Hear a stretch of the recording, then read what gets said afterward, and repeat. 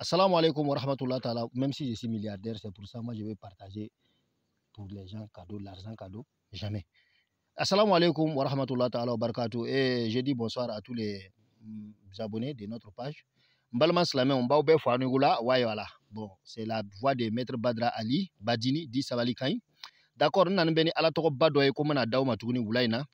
Parce que m'a fait un abonné Beka Lafia, m'a fait Bedeka Lafia, Beka Lafia, Inch'Allah. Ni à la toko doye, nyalo ma chama mimbe si Facebook sans fait, ou ya yende la kabla, mais ma songa fouille fouakan.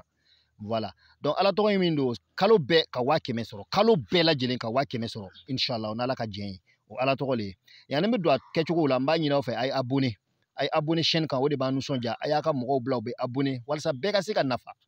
Ki to isi gidalay. Mba nyina fait, aka na nyina de, ay notification like na abonné na ay notification like. Mba odeli aka video partager parce que mami numbe no islamé o no tanga ko inkalama ko seka uyere nafa nanga video yi. Bashite ni bara be ketchoko jume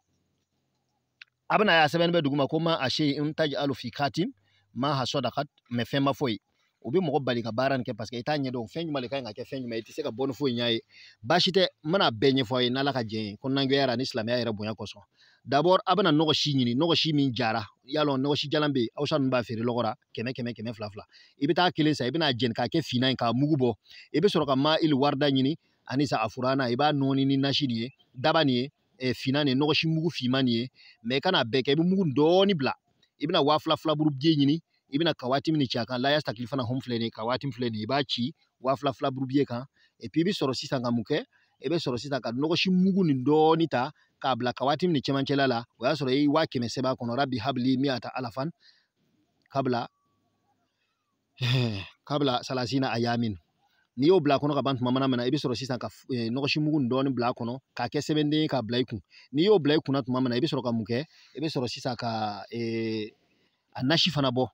kawatim ni ba nashi bo ebe saka la yasta kilifana sebe shen damija ebe kawatim ni chika faraka shen kile na kadi al ni man nashi bo ebe kawatim ni kon iba nashi bo ebe soro sina ebe wa keme do akono nganyana ebe na muke sisa ebe jila ja chogo bela jelena ebe wurdi damne teliman ebe na muke lon folo ebe na wurdi la yani ebe na ya kana abudu shen keme ni yo wurdi ka bant mamana ebe soro sanka la yasta kilifana wurdi wakili ani keme ani tan kile olon du kusagwe ni klara urat manamana ebe soro ka wa iyaka nasta'inun wurdi shen keme ni klara ura ebe ya jawadu wurdi wakilen kementan kele kinye shin koron fe ka wurdi klebe fe ya jawadu wakilen kementan kele ka wurdi kini bolon fe wakilen kementan duru ka wurdi numa ya fan fe wakilen kementan kele shini ibn adamene tuguni ya kana abudu shin keme alele ba daile alele miftahu zikriye ibi ya kana abudu fo shin keme ibi la yastaklin fana fo shin wa fulani keme fulani mugan fula ibi na klat mamna ibi soroka wa ya kana sta'inun fo shin keme ibi soroka ya jawadu wurdi wakilen kementan kele fanani befe gen shirkin nani befe ni klara adugusage ba ke wa saban keme saban bi saban saba abeke te ne firu mejir fuka ta se kletanan loma alebe ben watan alima masha Allah femin to be nyami nyole fo awnyene asaraka ye muye saraka fana masebe ya wala menga saraka de bala asaraka de muye ibina dumuni ne tewi chama me adumuni ni ibake tasa tan abala meka nyenyi na nyira ma fo français ra me we hakili de iba dumuni ke ibi dumuni min to bi bake tasa tanye iba kala mo ni nyonche obesiki ka du nala sonama itenni misha kalo te safio o wa kemen dafani ibo soro kalo be ibisika ke farafin kalo be ibisika ke klitandron abara klitane inshallah anafla joko